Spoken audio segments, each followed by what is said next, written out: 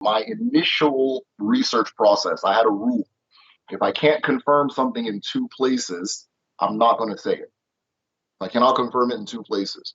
So what I'll do is on my channel, I'll make a video, and in the video I'll say, if you guys want to hear about this, let me know. When I mention these topics, I'm talking. If you want to hear about this, let me know, and then people will comment. Right? I take the comments, we move it to Patreon. Right? The Patreon.com/The Medicine Show. By the way, if anybody's interested, and the patrons will vote on which ones they want to see from all the comments. Now, then the process begins. I'll go into my library. I will see what research has been done on the topic already. There's no documents imaginable that I don't have in there, right? If I don't have them, I have people all the time that send me more, and I'm super grateful for them. So the first thing I'm going to do is see what has been said in the academic sense about about the topic.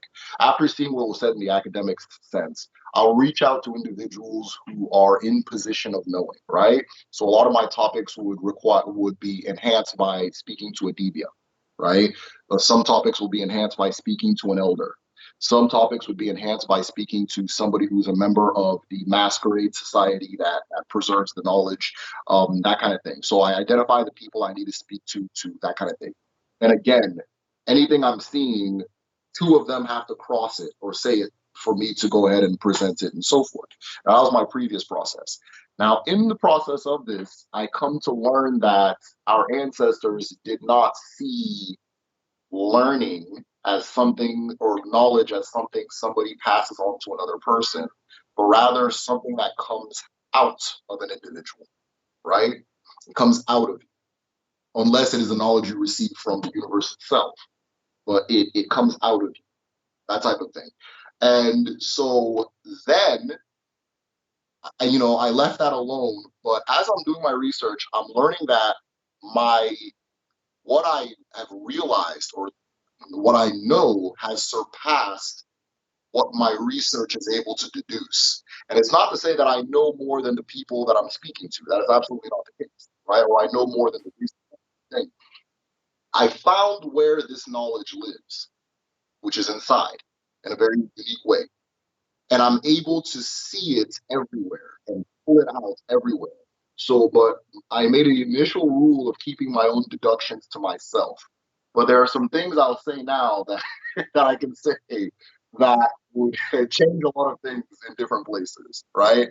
One of the examples was when I was researching the topic of the Osu system, which is often called the Osu caste system, right? Found that a lot of the research was inadequate because there's a thing that people do when they're in academics, especially in Africa. They begin feeling superior to the regular person. Whereas when it comes to culture and history, the people who know the most are not necessarily the people who came out of the school, because that's not where that's kept. You understand? What we call the school system is mimicking the European system.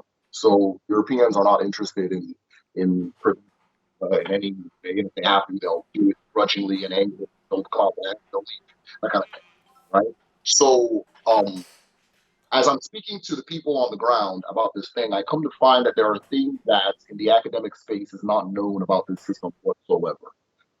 I begin seeing links to places that you wouldn't imagine, right? That you would not imagine. That Genghis Khan sacking Baghdad had a direct effect on us in Africa in a very radical way, right? You spoke about Ishan earlier, right? Ishan, Benin, Igbo, all that, Igala, that area was radically impacted by that event. You understand? And none of the research had that.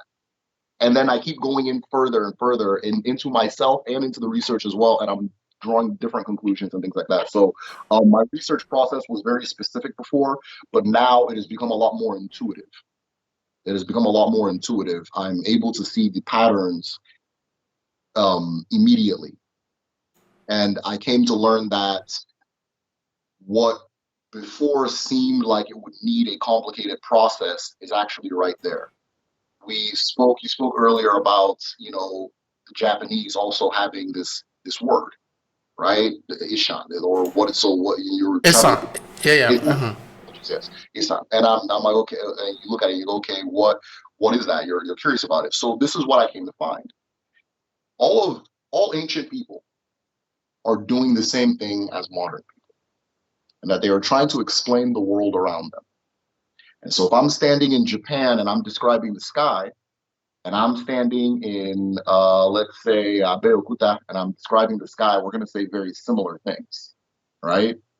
And that it's not a matter of, oh, let me figure out what the Japanese ideas are. These are not their ideas. Let me go figure out what the Igbo ideas are. These are not their ideas. These are different ways of describing these phenomena of living that we're all encountering. And once you realize that, the research process actually becomes very easy, very quick, and very intuitive. So this is very interesting.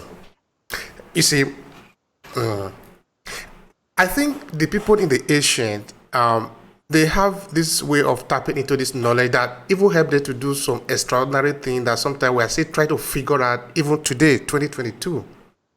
You see, the construction of Egypt is still surprises people how they managed to build this pyramid. It's all about knowledge. I think the modern world is trapped by the idea of uniformity, of thinking that everything must pass through one process. I think what this one actually does is that it limits a lot of things, a lot of information that we needed to have. yes, Because now human beings are no longer organic. We need to fit into a small square. Knowledge is not only one thing. I think it's like a circumference of 360 degrees. yes. Now, you coming to tell me that this is the only way to see it. Of course, your way of seeing it might actually be a good way of seeing it. But that is not the only way to see it. You can see it from 360 degrees. Each one, count it 1, 2, 3 to 360 degree angle. Because if we are seeing it like this, it will be difficult for people to be bored. Because everybody has something to do. Everybody have a role to play in the discovering of this knowledge. And since we are at a deficit in it in Africa, able to understand our knowledge, and because you have a lot of people coming to patronize what you do, what do you want to say concerning the urge in the people, the young African diaspora, try to understand themselves? Yeah. Do you think the fire is actually burning is then enough to find out who they are? Yeah. What do you want to say about that? There is something happening, right? There's something happening. And like I said, in my previous way of thinking, when I was younger, you wouldn't be able to explain it. And when the history of this era is written, they'll try to explain it, but it won't completely fit if we're using the same mold of explaining things, right? If we're trying to see things, like you said, put everything in a box or see things in a very linear way.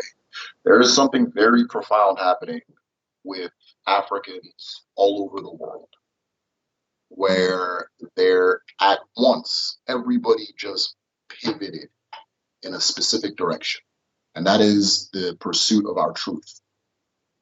Now, everybody has their different way of doing it.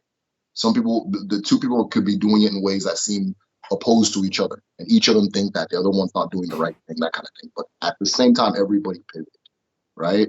As I was doing this channel, I've been approached by 3 people now. I think the number is 3. And they'll say, hey, I had this dream. Is this Nsibidi? Nsibidi is a language that our ancestors throughout the region used to write with.